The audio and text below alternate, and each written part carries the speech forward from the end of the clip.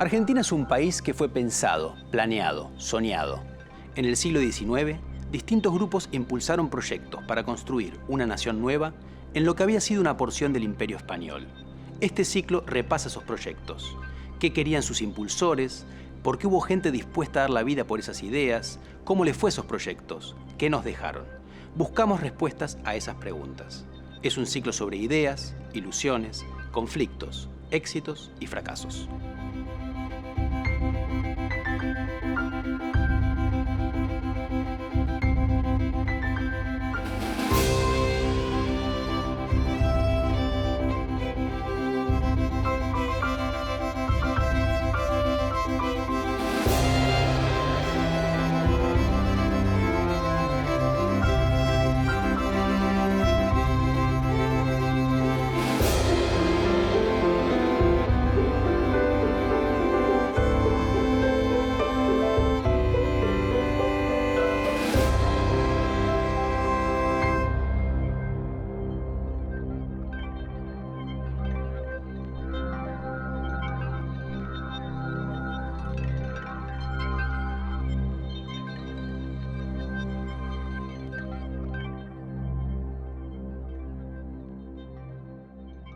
En 1910 se cumplieron los 100 años de la Revolución de Mayo, el mito de origen de la Argentina.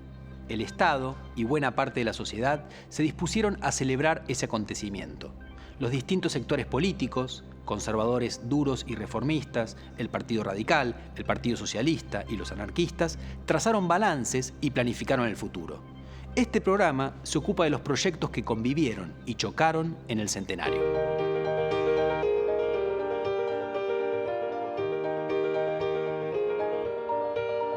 Para los sectores dominantes, el centenario constituía la ocasión para mostrar al mundo cómo la Argentina había conseguido ciertas metas de una sociedad considerada moderna, como el crecimiento económico. Los festejos que impulsaron, con eje en Buenos Aires, eran un auto-homenaje. Quienes hasta allí habían conducido los destinos nacionales se adjudicaban haber puesto en marcha la modernización a través del progreso económico. Creían, así, ser los artífices del milagro argentino. Milagro que además los tenía como grandes beneficiarios.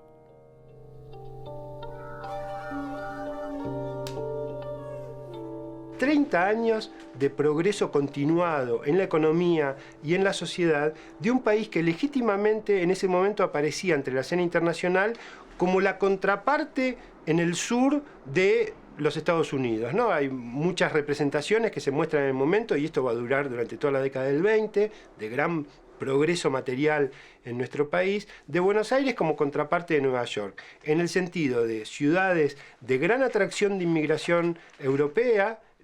Buenos Aires tiene índices de crecimiento inmigratorio absolutamente extraordinarios en el mundo y de gran progreso material, de realizaciones permanentes, de crecimiento del Producto Bruto, etc.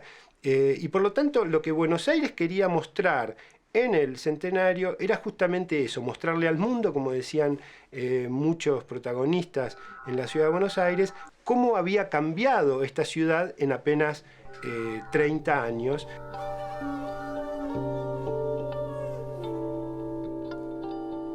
Se habla mucho del centenario, el primer centenario, como un periodo de gran prosperidad y gran consolidación, pero no era tan así. Prosperidad sí había, aunque mal distribuida, pero había prosperidad. Y sin embargo, había tensiones sociales muy fuertes, mucho más que lo que se cree en general. El 25 de mayo de 1910 explotaron 2 bombas en pleno Teatro Colón. Hubo ya del año anterior y después una represión muy fuerte a movimientos obreros y movimientos socialistas. Estuvo el intento de asesinato del presidente, que al final que murió fue el jefe de policía, Ramón Falcón, creo que en el año 10 o en el año 9. O sea que además las huelgas y las represiones a las huelgas. Así que había una situación muy lejana de esa imaginación que se tiene ahora sobre la época esa. Ahora, hablar de generación de 1910, se puede, sí, hablar de la gente que empezó a hacer política o tener cierto peso en esa época. A mí el concepto de generación mucho no me gusta, pero bueno, está bien, es una continuación con más situación de, por un lado, actualización y por otro lado, crisis de lo que se había pensado en el 80. Muchos trabajadores, sobre todo los de origen inmigrante, pertenecían a organizaciones sindicales de clase, en gran medida de extracción anarquista. La clase dirigente advertía este fenómeno con preocupación. Junto al crecimiento económico se delineaba el conflicto social. Los trabajadores comenzaron a enarbolar demandas históricas, como la jornada laboral de 8 horas y medidas para mejorar sus condiciones de trabajo y de vida. Los anarquistas, además, proponían construir una sociedad nueva, sin jerarquías ni explotación. La forma de lucha que impulsaban era la huelga general revolucionaria. La clase dirigente impulsó la sanción de 2 leyes para combatir al anarquismo. La de residencia, en 1902, que facultaba al Poder Ejecutivo para deportar a todo extranjero considerado como un peligro social, y la Ley de Defensa Social en 1910, que prohibía la publicidad anarquista y controlaba el ingreso de extranjeros politizados. Se basaban en la idea de que la Argentina era un país de riquezas inagotables y que la interrupción de la armonía social provenía desde afuera. La ley de residencia y la ley de defensa social, que se dictan en la primera década del siglo, una coincidiendo incluso con el centenario y en función de cierta paranoia por parte de la burguesía argentina respecto de la posibilidad o no de hacer los festejos del centenario, que entre paréntesis se hicieron bajo estado de sitio, ¿no? O sea, lo que habla también a las claras un poco del tipo de progreso que había. Tenían como blanco al anarquismo, ¿no? Por lo menos aparecía así en los discursos conservadores y en los discursos del establishment político, ¿no? Pero, insisto, digamos, una parte de eso tenía que ver con que cierta figura del anarquista había sido construida como el enemigo público de la sociedad argentina, aquel que desintegraba y que de alguna manera era el sustituto, o era la figura que permitía explicar una sociedad que estaba atravesada por un sinnúmero de conflictos, ¿no? Entonces, el anarquista ahí funcionaba como clave explicatoria de las desigualdades sociales, de las alteraciones, de los conflictos. Entonces, era una figura que, digamos, en cierta medida servía, digamos, ¿no?, propagandísticamente al régimen y al Estado. Pero además, efectivamente, el anarquismo, en ese momento, a través de la Federación Obrera de la Región Argentina, tenía un poder de movilización y de puesta en crisis, una crisis relativa, obviamente, ¿no?, de la sociedad argentina, que era importante y que de alguna manera estas leyes, digamos, tratan de contener.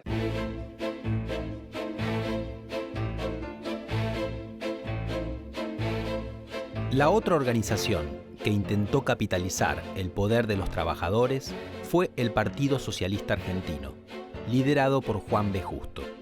El socialismo proponía reformular el curso de la modernización social que se venía operando en el país desde fines del siglo XIX.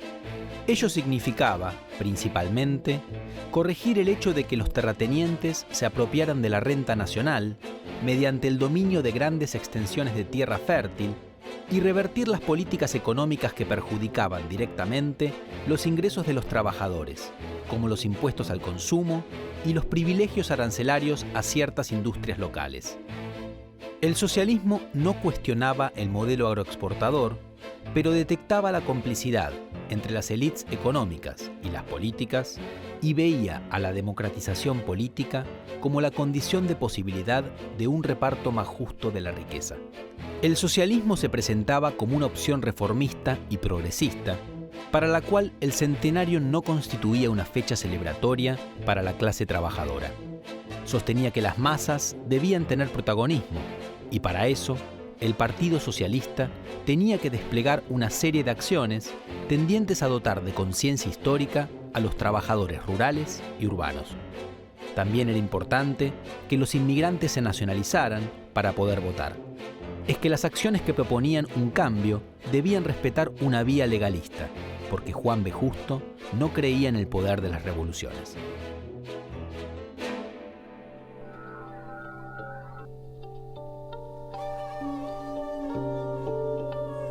Una preocupación que la dirigencia del periodo tuvo fue al enfrentar los problemas de la cuestión social y en particular al componente que la cuestión obrera planteaba dentro de esa gran cuestión social, fue discriminar entre la dirigencia socialista. El Partido Socialista se había fundado en 1896 y, en cierto modo, las características de la dirigencia socialista permitieron cierto diálogo con la dirigencia liberal del período por las características mismas de su composición. Muchos profesionales, médicos, abogados, muchos profesores universitarios, con los cuales muchos de los dirigentes de la fracción liberal preocupada por enfrentar estos problemas sociales encontró interlocutores que consideraba legítimos. Enfrente, el fenómeno del anarquismo aparecía como una cuestión esencialmente diferente a la que planteaba la dirigencia socialista. Con esta última, como dije, los liberales pretendían establecer un diálogo que condujera a la implementación de medidas de reforma social implementadas en general a través de nueva legislación por el Congreso.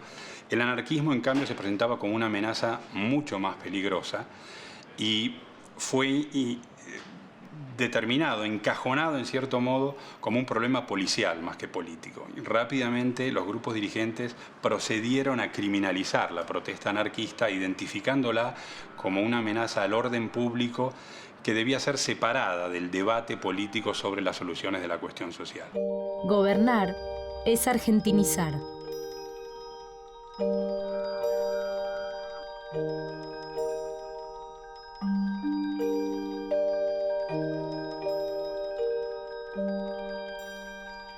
El nexo que ciertos sectores de la élite establecieron entre la inmigración y el conflicto social disparó una serie de debates en torno a la identidad nacional. El escritor Leopoldo Lugones fue una de las voces más destacadas en esta querella, argumentando que el Martín Fierro era el poema épico nacional y el gaucho el sujeto más representativo de la Argentina. La postura de Lugones pretendía consagrar al gaucho Martín Fierro como ícono nacional para contraponerlo con el trabajador inmigrante organizado en sindicatos obreros, quien era identificado como el causante de un conflicto social que, según este ideario, no tenía raíces en la sociedad.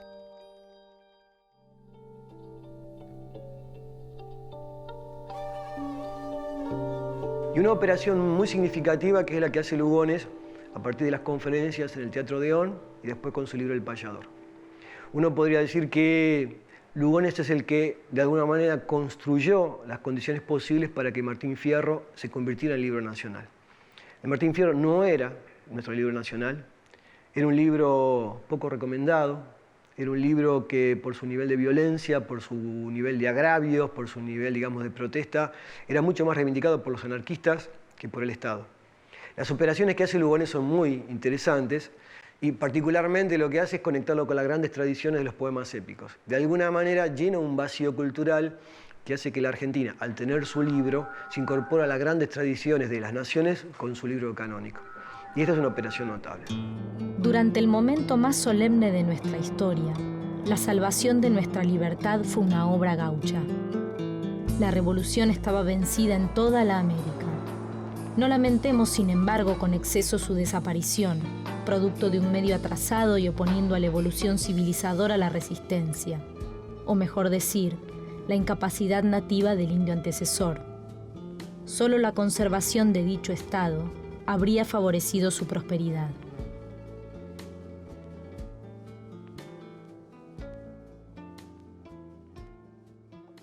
La Argentina había recibido una proporción de inmigrantes que no tiene comparación con ningún otro país del mundo. El doble que los Estados Unidos en porcentaje en relación con la población. Una ciudad como Buenos Aires tenía un 50% de sus habitantes que eran extranjeros. Entonces en las clases dirigentes surge la idea de que hay que utilizar instrumentos de todo tipo para forzar la nacionalización de esos extranjeros y sobre todo de sus hijos para que se integren en una idea de Argentina. Esto lleva necesariamente a la utilización de distintos instrumentos.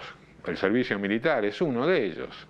El voto obligatorio, es otro de los instrumentos, y la educación patriótica, es decir, la consagración de un pasado, la imposición de un pasado mítico, fundador, en el cual los descendientes de los extranjeros tenían que reconocerse.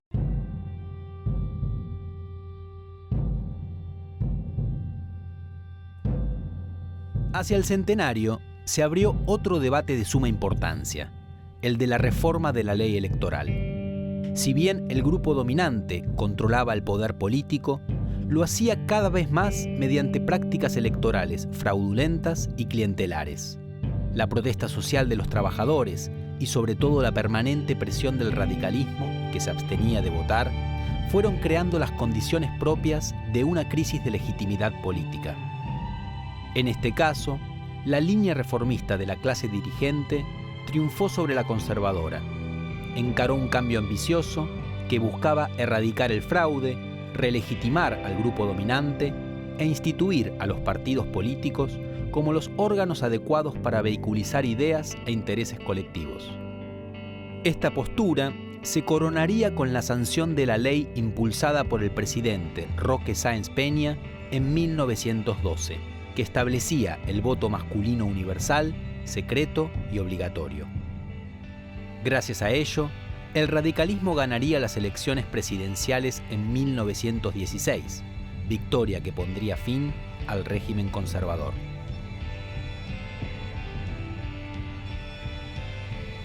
Ante la evidencia de una insólita regresión, que después de 25 años de transgresiones a todas las instituciones morales, políticas y administrativas, amenaza retardar indefinidamente el restablecimiento de la vida nacional, es sagrado deber del patriotismo ejercitar el supremo recurso de la protesta armada, a que han acudido casi todos los pueblos del mundo en el continuo batallar por la reparación de sus males y el respeto de sus derechos.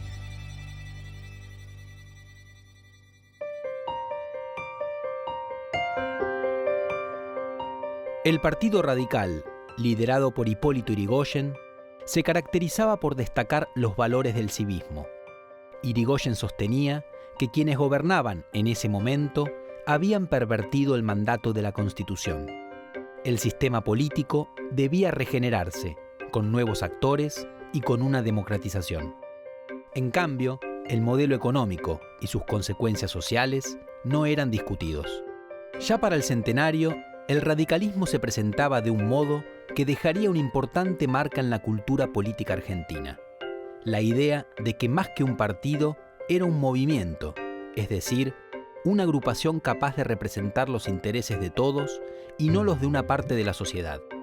La identificación entre el partido, la nación y la Constitución reaparecería varias veces en el radicalismo argentino del siglo XX.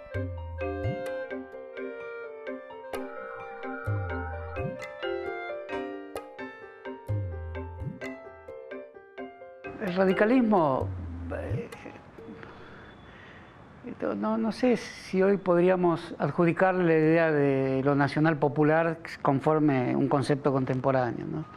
Y sin duda tiene una idea de nación, pero hay algo por encima de esa idea, que es digamos, cierto patetismo, hay una dramaturgia, hay una construcción de textos que provienen de la lectura de un filósofo un poco ignoto, pero que Yrigoyen conoce bien, que es Krause, que considera la acción política como algo que proviene de cierta sacralidad. O sea que eso pondría la idea de que los textos de la nación tienen que ser textos reparadores y tener cierta sacralidad.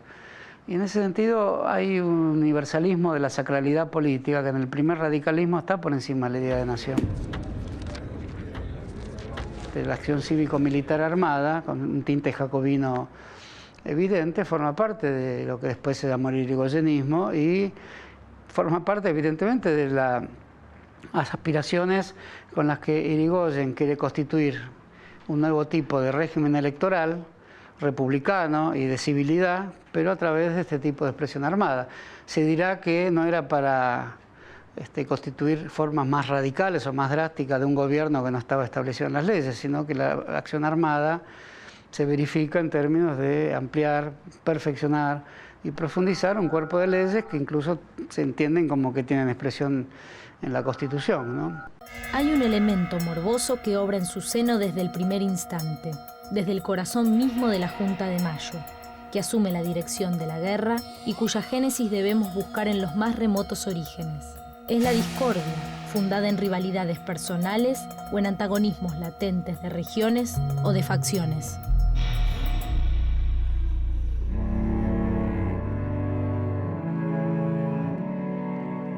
Algo compartían casi todos los actores políticos, conservadores, reformistas, radicales, socialistas e incluso anarquistas, en el momento del centenario.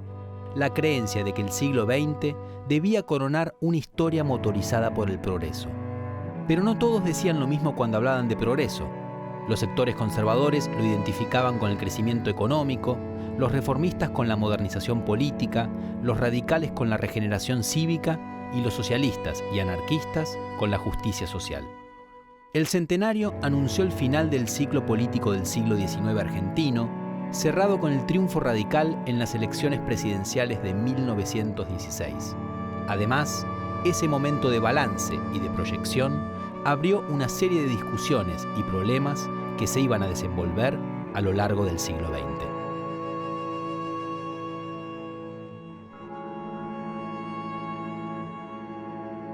A mí me parece que esa nostalgia respecto a la Argentina del centenario, por un lado se liga con esta percepción de que ahí sí había un proyecto de país, con la que recién intentaba discutir. Y por otro lado me parece que como operación solo puede sostenerse tapando, solo puede sostenerse desviando los ojos de lo que efectivamente sucedía en esos años y en particular en 1910. Digo, la celebración del centenario en la Argentina se produjo con estado de sitio. La celebración del centenario en la Argentina estuvo rodeada de incendios de los locales, del local anarquista donde se producía el diario La Protesta, incendio de locales socialistas, en donde también se editaba el diario La Vanguardia, incendio de un circo en el que pensaban reunirse los sectores populares para celebrar esa jornada, incendios que no hacían más que mostrar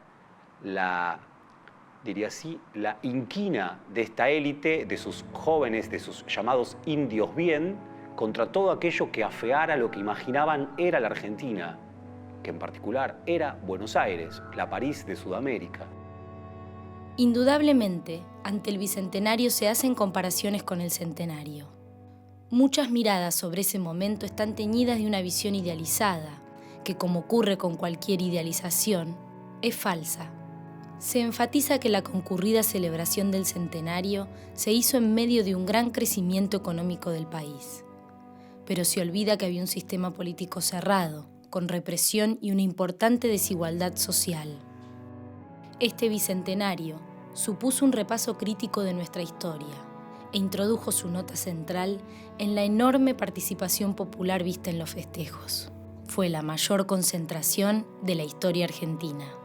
La multitudinaria celebración de nuestro origen revolucionario tal vez sirva para mostrar que es posible transformar la realidad, siempre que haya muchos, gente, pueblos, dispuestos a no aceptar las injusticias.